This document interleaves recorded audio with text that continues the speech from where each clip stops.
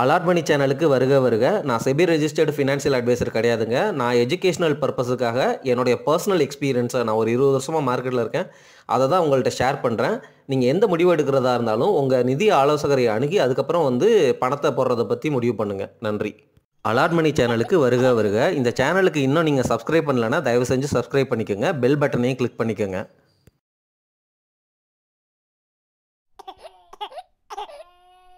நீங்கள் ஸ்டாக் மார்க்கெட்டுக்கு வர்றதுக்கு முன்னாடி உங்களுடைய எமர்ஜென்சி ஃபண்டு, ஹெல்த்தி இன்சூரன்ஸு, டெப்ட் ஃபண்டு இன்ஸ்ட்ருமெண்ட்ஸு, கோல்டு இது எல்லாம் இருக்கணும் அப்படின்னு சொல்லியிருக்கேன்.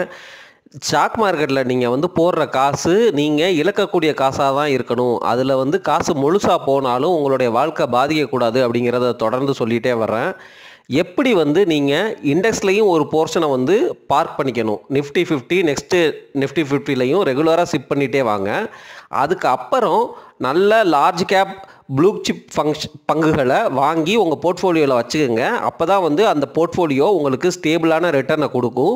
அதுக்கப்புறம் நீங்கள் எக்ஸ்பெரிமெண்ட் பண்ணுறதை நம்ம சொல்லித்தர ஃபண்டமெண்டல் அனாலிசிஸில் எபிட்டா எவ்வளோ இருக்குது, கேஷ் ஃப்ளோ எப்படி இருக்குது, இந்த செக்டரில் இந்த கம்பெனி நல்லா பண்ணுமா, அதுக்கப்புறம் அதோடைய பாசிட்டிவ்ஸ் என்ன, நெகட்டிவ்ஸ் என்ன அப்படிங்கிறத அனலைஸ் பண்ணி அந்த பங்கில் பெட் எடுங்க அப்படிங்கிற மாதிரி சொல்லியிருக்கேன். அதாவது அதனுடைய வேல்யூவேஷன் சீப்பாக இருக்கிற பட்சத்தில். சரிங்களா? பல டாக்டிக்ஸு, சின்ன சின்ன யுக்திகளை உங்கள்கிட்ட தொடர்ந்து ஷேர் பண்ணிகிட்டே வரேன்.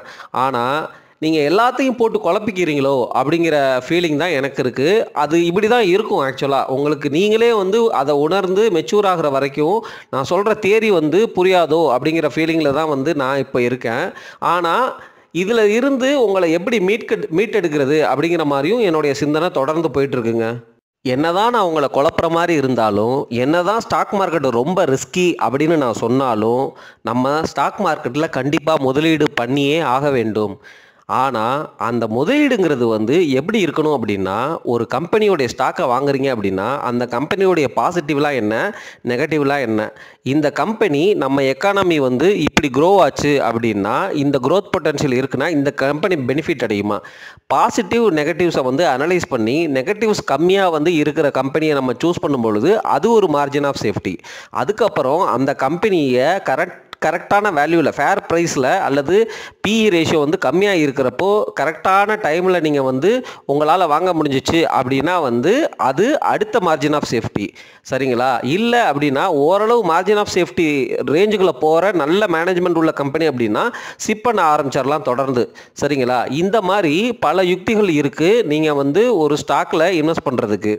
ஆனால் நீங்கள் உண்மையிலுமே நல்ல ரிட்டர்ன் எடுக்கணும் அப்படின்னா தொடர்ந்து ஸ்டாக் மார்க்கெட்டை நீங்கள் அனலைஸ் பண்ணிகிட்டே வரணும். மேக்ரோ எக்கனாமியில் என்ன சிச்சுவேஷன் நடந்துகிட்டு இருக்குது, ஜிடிபி எங்கே போகுது, ஆர்பிஐ என்ன மாதிரி ஸ்டாண்ட் எடுக்கிறாங்க, இன்ஃப்ளேஷன் எப்படி இருக்குது, எம்ப்ளாய்மெண்ட் எப்படி இருக்குது, கம்பெனியில் எந்த செக்டரில் க்ரோத் இருக்குது, இந்த மாதிரி நீங்கள் தொடர்ந்து மானிட்டர் பண்ணுறது மூலமாக மட்டுமே தான் நீங்கள் மிகப்பெரிய ஆளாக ஆக முடியும். அப்படி இல்லை உங்களுக்கு சும்மா ஏனோ தானோன்னு இன்வெஸ்ட் பண்ணீங்க அப்படின்னா என்ன நடக்குங்கிறத நான் இப்பயே சொல்லிடுறேன். ஒரு மியூச்சுவல் ஃபண்டுனால எப்படி லாங் ரன்னில் ஒரு இண்டெக்ஸை பீட் பண்ணுறது கஷ்டமோ, அதே மாதிரி தான் ஒரு இண்டிவிஜுவல் ஸ்டாக் இன்வெஸ்டரால் ஒரு லாங் ரன்னில் அந்த இண்டெக்ஸோடைய ரிட்டனை பீட் பண்ணுறது கஷ்டமாக போயிடும். புரியுதுங்களா? ஒரு மியூச்சுவல் ஃபண்டு மேனேஜர்னால இண்டெக்ஸை பீட் பண்ண முடியல. ஏன்னா அவர் அவருடைய சம்பளம், அந்த டீமோடைய சம்பளம், எல்லா எக்ஸ்பென்ஸையும் அவங்க வருஷம் 2% கிட்ட எடுத்துடுறாங்க. அதனால் பீட் பண்ண முடியல. ஆனால் நம்மளாலையும் பீட் பண்ண முடியாது. அந்த ஸ்டாக்கை வாங்கி வச்சுருக்கிறோம், தொடர்ந்து வச்சுக்கிட்டே இருக்கிறோம். ஆனால் கரெக்டான டைமில் கரெக்டான டெசிஷன் எடுக்கலை, ஃபண்டமெண்டல் சேஞ்ச் ஆகும்போது வித்தரணும். அதே சமயம் அந்த காசை ஒரு நல்ல ஸ்டாக்கில் ஷிஃப்ட் பண்ணணும். நம்ம இண்டிவிஜுவல் இன்வெஸ்டர்ஸ் என்ன பண்ணுவோம் அப்படின்னா, கரெக்டான ஸ்டாக்கை விற்றுருவோம், தப்பான ஸ்டாக்கை பிடிச்சிக்கிட்டே வச்சுருப்போம். அதுக்கப்புறம் இந்த கம்பெனியோட விலை ஏறிடுச்சு அப்படின்னு நினச்சி அதை விற்றுருவோம். ஏன்னா பிஇ மல்டிபிள்ஸ் ஜாஸ்தியாக இருக்கும் அப்படின்னு சொல்லிட்டு விற்றுருவோம். விற்றுட்டு இன்னொரு கம்பெனிக்கு போடுவோம். சரிங்களா? அந்த கம்பெனி இந்த கம்பெனியை விட நல்ல கம்பெனியாக இருக்காது. சரிங்களா? இது மாதிரி அடிக்கடி ஷிஃப்ட் பண்ணுறதுல உங்கள் எமோஷன் ட்ரிகர் ஆகி நீங்கள் தப்பான முடிவுகளை எடுப்பீங்க. இதுதான் நடக்கும். ஸோ நீங்கள் டைரக்ட் ஸ்டாக் இன்வெஸ்டிங் வர்றீங்க அப்படின்னா உங்களுக்கு லாங் ரன்னில் அந்த இண்டெக்ஸை நீங்கள் பீட் பண்ணால் மட்டுமே தான் நல்ல ஸ்டாக் இன்வெஸ்டர் அப்படிங்கிறத புரிஞ்சுக்கோங்க. என்னுடைய பயம் எல்லாம் நம்மளுடைய சப்ஸ்கிரைபர்ஸ் தவறான வழியில் போயிடக்கூடாது. நான் சொல்கிற கருத்துகள் தவறாக ரீச் ஆகுது அப்படிங்கிறதும் என்னால் உணர முடியுது. நான் ஒரு உதாரணத்தை உங்கள்கிட்ட சொல்லிடுறேன். 2007ல் எனக்கு பங்குச்சந்தையில் அனுபவம் வந்து பார்த்தீங்கன்னா, ஒரு 3, 4 வருஷம் அவ்வளவுதான். அந்த டைமில் நான் இன்வெஸ்ட் பண்ணது வந்து என்னென்னா, கோல்டும் என்கிட்ட கிடையாது. கோல்டில் இன்வெஸ்ட் பண்ணலை, சரிங்களா. இண்டெக்ஸ் இடிஎஃப்லையும் இன்வெஸ்ட் பண்ண கிடையாது.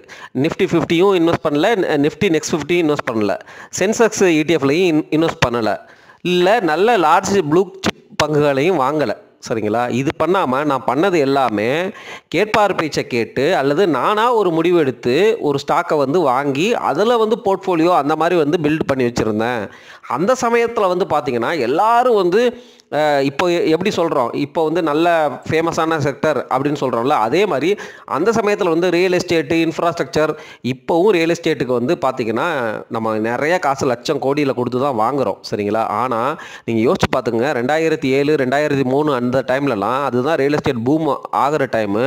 அவ்வளோ ஃபேமஸான கம்பெனிஸ்லாம் வந்து ரொம்ப பாப்புலராக இருந்தாங்க, சரிங்களா. அதை எல்லாமே இப்போ வந்து ட்ரெண்டே மாறிப்போச்சு. திருப்பி ஒரு ட்ரெண்டு வரலாம், இன்னும் 10 வருஷம் கழிச்சு கூட வரலாம். அதெல்லாம் நம்ம ப்ரெடிக்ட் பண்ண முடியாது இப்போதைக்கு. ஆனால் நான் சொல்ல வர்ற பாயிண்ட் வந்து என்னென்னா, எல்லா காலகட்டத்திலையும் யாருனாலையுமே பெர்ஃபெக்டாக ப்ரெடிக்ட் பண்ண முடியாது. அதனால் நீங்கள் சேஃப்டி குஷனை வந்து ரெடி பண்ணாமல் நீங்கள் டைரக்ட் ஸ்டாக் இன்வெஸ்டிங் பண்ணாதீங்க நண்பர்களே. தயவு செஞ்சு சொல்கிறேன், உங்களுடைய எமர்ஜென்சி ஃபண்டை எஃப்டியில் வச்சுக்கோங்க. கோல்டு தயவு செஞ்சு ஃபிசிக்கல் கோல்டாகவும் கோல்டு இடிஎஃபாகவும் வச்சுக்கோங்க. டெப்ட் ஃபண்டில் கொஞ்சம் காசு வந்து போட்டு அலோகேட் பண்ணிக்கோங்க. ஹெல்த் இன்சூரன்ஸ் எடுத்துக்கோங்க. அதுக்கப்புறம் இண்டெக்ஸ்லையும் நிஃப்டி நெக்ஸ்ட் 50 இண்டெக்ஸ்லையும் வந்து தயவு செஞ்சு ஷிஃப்ட் பண்ணுங்கள். அதுக்கப்புறம் நல்ல ப்ளூ சிப் கம்பெனிஸ், நிஃப்டி 50க்குள்ளே உள்ள நல்ல ப்ரைவேட் செக்டர் கம்பெனிஸ் நல்ல வேல்யூவேஷனில் வந்து வாங்கிக்கோங்க. அதை வந்து டைவர்சிஃபை பண்ணிக்கோங்க. ஐடி, ஃபார்மா, பேங்க்கு இந்த மாதிரி வந்து செக்டரில் வந்து டைவர்சிஃபை பண்ணி ப்ளூ சிப் வச்சுக்கோங்க. அதுக்கப்புறம் வந்து மிட் கேப் வந்து ஒரு போர்ஷன் வச்சுக்கோங்க. அதுக்கப்புறம் வந்து நீங்கள் பெட் எடுக்கணுங்கிற காசு வந்து அதுக்கு மேலேயும் உங்கள்கிட்ட காசு இருந்தால் மட்டுமே தான் நீங்கள் ஒரு சின்ன சின்ன ஸ்டாக்ஸு இல்லை நீங்கள் பெட் எடுக்கணும் அப்படின்னு நினைக்கிற காசில் ரொம்ப கம்மியான பர்சன்டேஜில் பெட் எடுங்க. அதே போல் ஒரு பங்கை நீங்கள் வாங்குறீங்கன்னா உங்களால் அந்த ஸ்டாக்கை ஒரு 10 வருஷமாவது வச்சுக்க முடியும் அப்படிங்கிற மனநிலைமையில் வாங்குங்க. அடிக்கடி விற்று வாங்குனீங்க அப்படின்னா நீங்கள் கண்டிப்பாக நிறைய தவறுகளை பண்ணுவீங்க. எனக்கு ரொம்ப நல்லாவே தெரியுது, small cap, micro cap, mid cap ஃபண்டும் அந்த ஸ்டாக்ஸும் தான் வந்து இவ்வளோ புல்ரனில் ஏறி இருக்குது. அப்போது கண்டிப்பாக நான் சொல்கிறேன், இதில் இன்வெஸ்ட் பண்ணுற எல்லா ரீட்டைல் இன்வெஸ்டர்ஸுக்கிட்டையும் நான் சொல்கிற மாதிரி சேஃப்டி குஷன் இருக்கா அப்படின்னு கேட்டிங்கன்னா கண்டிப்பாக இருக்காது. இருந்திருந்தால் நம்ம எக்கானமி எங்கேயே இருக்கும்ல. எல்லாத்துக்கும் இதிலேருந்து என்ன புரியுது அப்படின்னா, எல்லாத்துக்கும் ஆசை, அதாவது என்னென்னா ஸ்மால் கேப்பு ரிட்டர்ன் நிறையா வேணும், அதிக காசு வேணும், அதிக காசை குயிக்காக சம்பாதிக்கணும் அப்படிங்கிற ஆசை தான். அந்த ஆசையில் ட்ராப்பில் நீங்கள் மாட்டினீங்க அப்படின்னா அதோடைய அடி பலமாக இருக்கும் நண்பர்களே. இன்னமும் வந்து காலம் வந்து போகலை, சரிங்களா. நீங்கள் உங்களுடைய பர்சனல் ஃபினான்ஷியல் சிச்சுவேஷனை அனலைஸ் பண்ணுங்கள். சப்போஸ் நீங்கள் ஸ்மால் கேப்பு இந்த மிட் கேப்பில் வச்சுருக்கிற காசு ஃபண்டு சப்போஸ் வந்து ஒரு 60% குறையுது அப்படின்னா அந்த குறைஞ்ச அமௌண்ட்டு இன்னும் ஒரு 5 வருஷத்துக்கு அப்படியே தான் கிடக்க போகுது. அதாவது என்னென்னா, இப்போ 100 ரூபா வந்து ஸ்மால் கேப்பில் நீங்கள் வச்சுருக்கீங்க அப்படின்னா ஒரு 40 ரூபாயா உங்களுக்கு மாறிடுச்சு. அந்த 40 ரூபாயா வந்து இன்னும் ஒரு 5 வருஷத்துக்கு அப்படியே இருக்கும். அப்படிங்கிற பட்சத்தில் உங்கள் வாழ்க்கையில் எந்தவித மாற்றமும் வராது அப்படின்னா மட்டும் அதே ஸ்மால் கேப்பில் ஸ்டே பண்ணிக்கோங்க. சப்போஸ் 100 ரூபாய் இப்போ நீங்கள் கையில் வச்சுருக்கிறீங்க, அது ஸ்மால் கேப் பங்குகள்லையோ இல்லை ஸ்மால் கேப் ஃபண்டுகள்லையோ இல்லை ஸ்மால் கேப் இடிஎஃப்லையோ நீங்கள் வச்சுருக்கீங்க.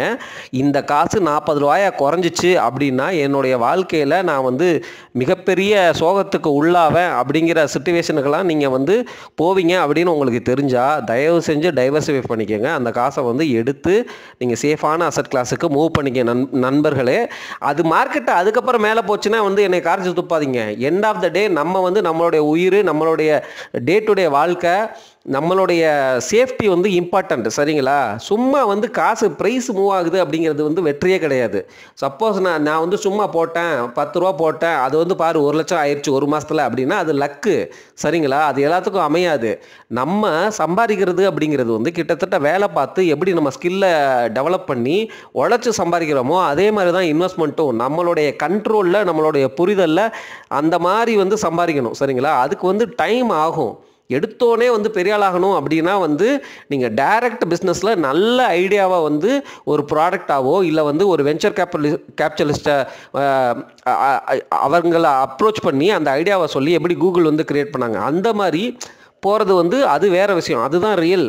சரிங்களா? இன்வெஸ்ட்மெண்ட் வந்து is a slow painful process. நீங்கள் உங்களுடைய எமோஷனை ஸ்ட்ராங்காக வச்சுக்கணும், நீங்கள் மெச்சூர்டாக இருக்கணும், ரொம்ப ஸ்ட்ராங்கான பர்சனாலிட்டியாக இருக்கணும். காசு ஃபுல்லாக போனாலும் உங்களுக்கு எந்த வித இம்பேக்டும் இருக்கக்கூடாது. இதை தான் நான் தொடர்ந்து சொல்லிகிட்டே வர்றேன். பட் இருந்தாலும் வர்ற கமெண்ட்ஸில் இருந்து எனக்கு ஃபீலிங்ஸ் வந்து ஜாஸ்தி ஆகுது. நம்ம வந்து பெட்டராக கைட் பண்ணணும் அப்படிங்கிற ஒரு எண்ணம் வந்து இன்னும் அதிகமாக தோணுது. அதனால் இந்த ஜென்ரிக் வீடியோ. சரிங்களா? அடுத்து தொடர்ந்து நான் வந்து ஸ்டாக் அனாலிசிஸ் மற்ற வீடியோக்களை போடுறேங்க.